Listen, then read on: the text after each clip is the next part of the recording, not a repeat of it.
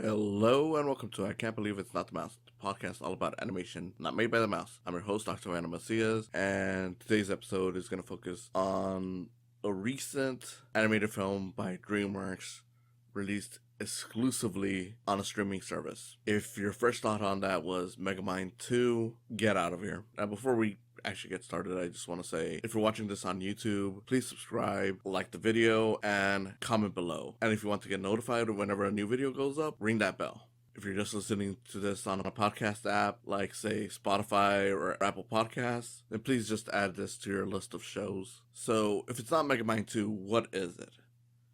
Well, it's the one that DreamWorks actually made, Orion in the Dark. See, the thing about Megamind 2, just before we get to this, I never had high hopes for it. I am a big fan of Megamind, and I didn't want a sequel, but the second they announced that it was going to be done by the TV division, I was already thinking, like, okay, so this is going to be similar to, like, Return of the Jafar, Lion King 2, or any of the other Disney straight-to-video sequels. It doesn't even have to be the Disney ones. It could have been easily like The Land Before Time or whatever. Point being is that I already knew, like, okay, so this is not going to be an official thing. Like, yeah, technically it is an actual movie that was made, but it's made by the TV studio. Not to diss them, but the fact that it's the TV studio means that it was never going to get the same kind of support that a theatrical movie would get, which you could tell that with the animation. The writing, I'm sure, was much more rushed because when it comes to like a TV thing, it's like, okay, well, we only have so much time. We're not going to put in the effort to make sure it really shines, all that stuff. So I was already like, okay, why am I even going to bother with this? I mean, I could eventually watch it and talk about it, but that it came out bad and that a lot of people didn't like it, I'm like, I'm not surprised. You might as well tell me, like, okay, well, the straight-to-video sequel of any random thing is bad. Like, yeah, of course. And I know that's a little harder to believe now just because there's so many movies that come out on streaming that are theatrical quality, but that doesn't mean that everything is. I mean, we still get like the Scooby-Doo straight-to-video movies that, yeah, they have their charm, especially if you're a fan of that stuff. But, if you're looking for something on a theatrical level, it's like, look, this was never going to be it. I don't know why people are that surprised by this. But, again, maybe it's just because this hasn't been done as much anymore, and realistically, streaming has made theatrical quality movies, which is the case of Orion in the Dark, a movie that was actually done by the DreamWorks theatrical division. Granted, it was animated by a different studio, which is not too surprising given its art style is very different from their usual stuff, but it's not anything that's unheard of with DreamWorks, even beyond that, because it's the same animation studio that was responsible for doing Captain Underpants for them. So it is a very neat looking movie. Let's dive into what Orion in the Dark is about. Orion in the Dark is basically about this little boy named Orion who is essentially the biggest wimp around. The first 10 minutes I was watching this, I was like, look, I don't want to be mean. I get it. They're setting up that this kid is scared of literally everything. He's scared of being embarrassed in front of people. He's scared of interacting with people. He's scared of the dark.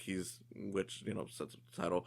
He's scared of, even when he gets home, he's afraid of his parents moving away before he even arrives home. So he's like this very anxious kid who's just creating all these scenarios of what he's afraid of. And I'm not going to lie, for the first 10 minutes, it does get a little annoying. Like, there is kind of a cute charm to it, but there's a little bit like, okay, look, I'm willing to stick it out just because this looks nice and whatnot, but I imagine other people might be a little turned off, which to those people I say, hold on tight. If you're watching this with your kids, you're gonna get something special. And even if you're not watching it with your kids, this is a surprisingly well-written movie. Which is no surprise once you realize that it's by Charlie Kaufman, great writer, and this is definitely out of his wheelhouse. The last animated movie he did was Anomalisa, which is an adult animated feature. I'll have to talk about it someday. But yeah, like, when it comes to Orion in the Dark, starting off, it's very much like this very wimpy kid to a point that even I kind of felt like, man, if this kid was around when I was in school, I probably would have been calling him a little bitch.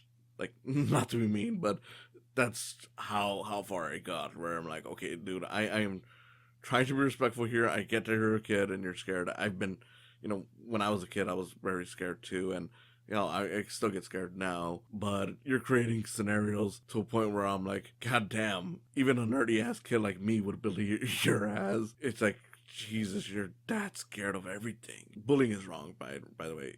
Obviously you shouldn't bully anyone, but it kind of gets you into that mindset of like, man, this kid is so whiny. But it pays off. It does basically set up like, okay, so because he's such afraid of all these things, we get introduced to the other title character, Dark, who's this pretty much figure who creates the darkness of the night and everything. His whole reason for existing is to carry on the nighttime, and he basically is like, look, everyone's afraid of me, but you're the one that's afraid of me the most.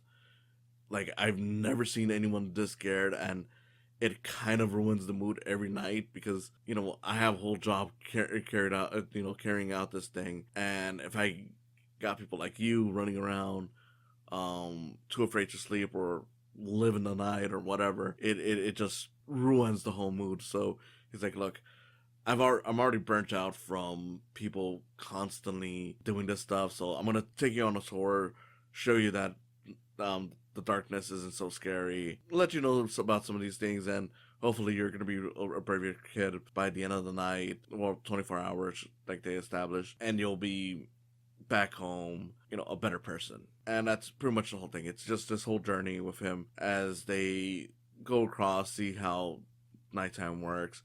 In many ways, it kind of reminded me of Rise of the Guardians, where another Dreamworks movie, in which case that one was about like, okay, here's like Santa Claus, Easter Bunny, pretty much these holiday figures coming together, fighting evil, figures. Like in that one, it was pretty much the boogeyman to protect kids. In this case, it's more or less a more existential version, I guess you could say, of it. Like, a more like, okay, these are the people who work every day to create our whole time frame, I guess. Because, you got Dark, you get introduced to his rival, which is Light, essentially the person who brings the light. But Dark has his own, like, co-workers. He's the guy, like, okay, here's a little, creature called Quiet who makes everything quiet. But then you got a little, like, fly, mosquito character called Insomnia, basically keeps people up. You got Sleep, puts people to sleep, all these kinds of things. And that's all just to set up, like, okay, so this is how nighttime works. Like, people who fall asleep, people who struggle with sleep, these are all, like, the little reasons of it. And, of course, Orion at first is terrified by all this stuff, almost ruins a lot of these situations with his own fear. But eventually he starts coming around and starts realizing, like, okay, so all this is fine, it's safe, and whatnot. And the biggest surprise here is that, whereas at first I was just thinking of Rise of the Guardians, I eventually got reminded of other DreamWorks movies. And I say this in a way where it's weird. It is, in some ways, very derivative of, I would say, at least 3 different DreamWorks movies.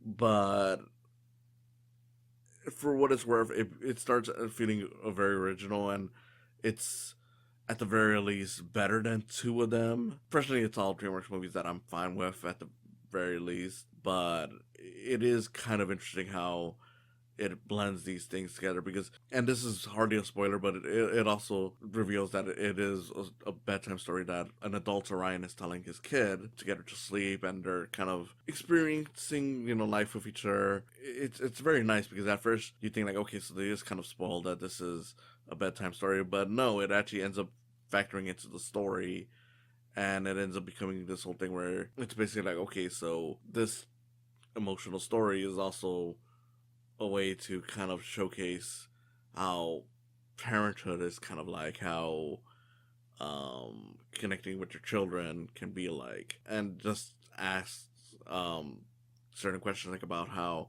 nighttime works, because it's like, okay, well, like in the adults, like, pretty much what's supposed to be going on later on, the daughter even questions, like, okay, well, we're in the big city and we don't see any stars unless we go to the planetarium, where it's fake stars. Like, isn't that kind of crazy? Yeah, like that kind of reminded me of like the Boss Baby, where you have the whole thing is essentially a big story being told by the adult older brother of the Boss Baby. Only here, like, yeah, they try to factor it into the story, which in a way kind of reminded me of The Princess Bride. Very interesting, especially because you don't even realize that this is supposed to be a story until like about 20 to 30 minutes into the movie. So it's pretty interesting that it takes its time on it. But eventually, it also started reminding me of B Movie. That's a little bit more of a spoiler heavy thing, so if you haven't watched the movie, I would recommend that you stop watching the video now and just go out and watch it. It's a fairly recent movie. It's a really good movie. A lot of you should definitely watch it, but if you don't mind spoilers, go on ahead.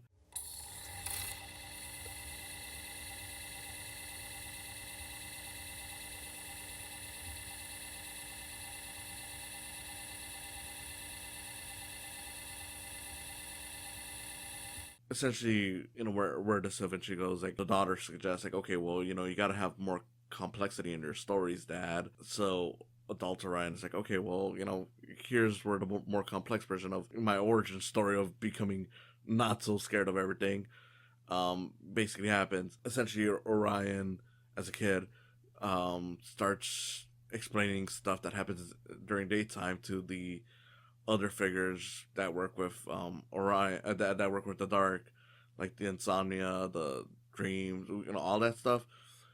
So they all started thinking like, well, if that stuff only happens in the daytime, I kind of want to experience daytime. And the dark is kind of freaking out about it because it's like, well, we kind of need you guys in order to run nighttime. If it doesn't, it starts collapsing. They're like, yeah, but we want to experience this stuff. So essentially, Orion screws Dark over.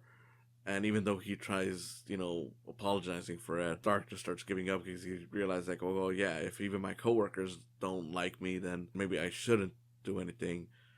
Which is an interesting thing because they reveal, like, okay, so if light catches up to dark, then dark ceases to exist. And they kind of set it up in a way where light is antagonistic to dark. But interestingly, light actually doesn't hate darkness. Like, he even tries warning darkness, like, hey, get out of the way, keep on moving, otherwise I'm gonna end up destroying you. The result is that dark does get destroyed, and as a result, the world stops having nighttime, people stop falling asleep, people stop having this stuff, so it ends up creating a world where everyone's always awake. As a result, the temperatures are rising, people are getting more frustrated, all these things, so it's like, yeah, that kind of reminded me of B-Movie with the whole thing with the lack of honey and whatnot. Real draining stuff, but I'm not gonna explain how because you should go watch it. So with all this, it does sound like a very weird story. Now, did it deserve to not get a theatrical release? I don't think so. I know this was partially because they have a partnership with Netflix, but I don't know if there was some specific reason why they chose this to not go to theaters. I don't know if they just thought it was too weird for kids to understand, if selling it with Charlie Kaufman's name was just too much. But I don't know. I think this is a movie that was dealt a raw hand because it really should have been released in theaters. It looks really nice. The animation is very cartoony. At times it looks kind of like the whole 2D mixed with 3D kind of thing. The character designs are nice, even if they're not the most distinct from each other. But it is very nice, especially once you get to the creatures of the night. It is a very nice looking movie, and the story is really good. I think while it isn't one of DreamWorks' best movies, it is. I would still say it probably goes up there. It's definitely one of the most well written movies, even if it's not one of my favorite ones. And it's certainly much more mature once you get through those initial 10 minutes and you start realizing, okay, so this is what it's really about. And the way it mixes in the whole bedtime story aspect of it really created something special for it. I don't know, I think it was really well done.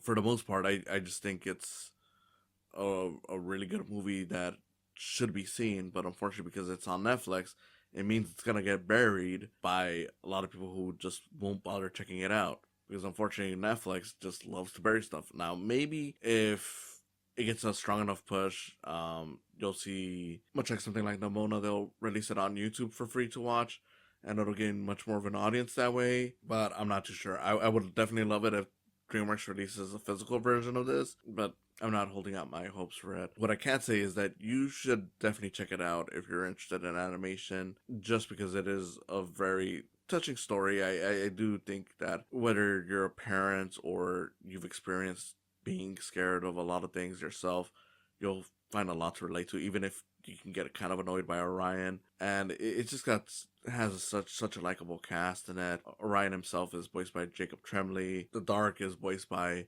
Paul Walter Hauser, which great performance. Love that dude in a lot of things, especially, one of my favorites was in I, Tonya, where he played the the bodyguard buddy CIA guy. If you've seen the movie, you know who I'm talking about. And it's just a lot of fun. I think of the recent DreamWorks movies, it's definitely one of the better ones. It's up there with like Puss in Boots, or I can't really say too much about it given that it hasn't come out yet, but there is an upcoming one that I've seen through test screenings that is a really great movie.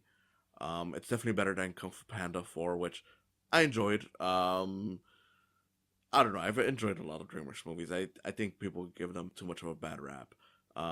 There are some bad ones. I'm not gonna pretend there isn't, but there's a lot of them that I feel like for example, like The Boss Baby, that gets a lot of hate for no real reason other than because it's such a bizarre movie. And that's kind of what DreamWorks excels at, making a lot of bizarre movies, throwing a lot of ideas onto the wall and seeing what sticks. This feels like one of those, and I don't know, that's part of why I kind of struggle with the idea of like maybe they thought it was too bizarre for kids, but I don't know. It is a very fun movie. I never really had any issues with it other than the first 10 minutes, making Orion a little too annoying in his fear, but again, that kind of pays off because it sets up like how this character's gonna work. I don't know. It's definitely one of those things where it's like everyone's talking about Megamind 2 in terms of like the streaming DreamWorks movies.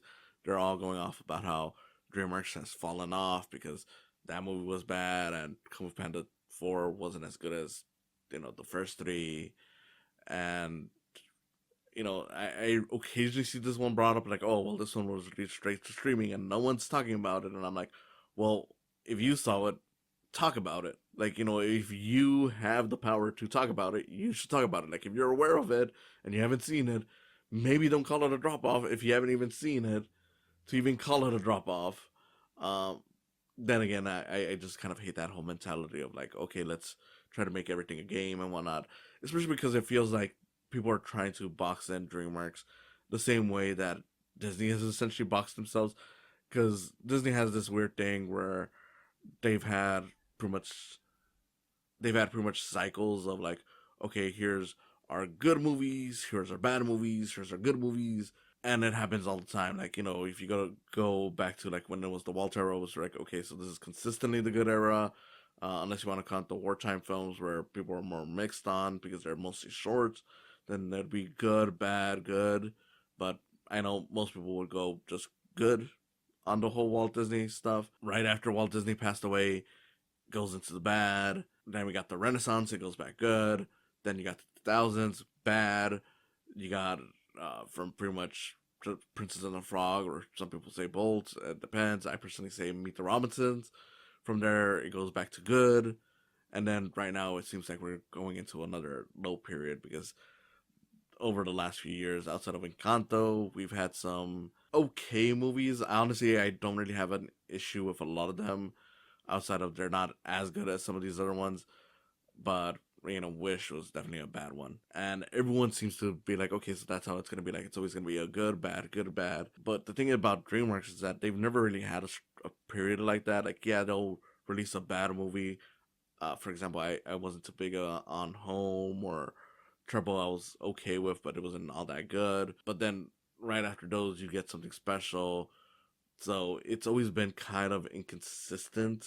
Just going with the whole Puss in Boots era, like, the recent one, you follow that up with like Ruby Gillman, okay movie, goes up to Trolls 3, really fun movie, not a great movie, but it's really fun. Then you go into this one, I think it's it's close to great.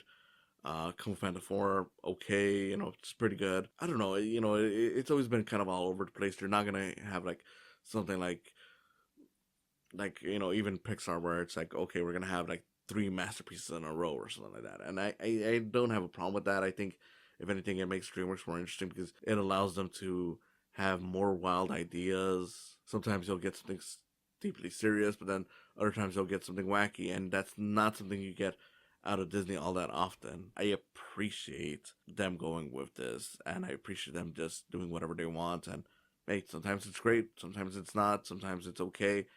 Personally, I think it's more okay than not, but yeah, you can't just box in DreamWorks the same way you box in Disney because it's not a fair comparison. Like, I'm sure if you wanted to, you could find like an actual, I want to say like an actual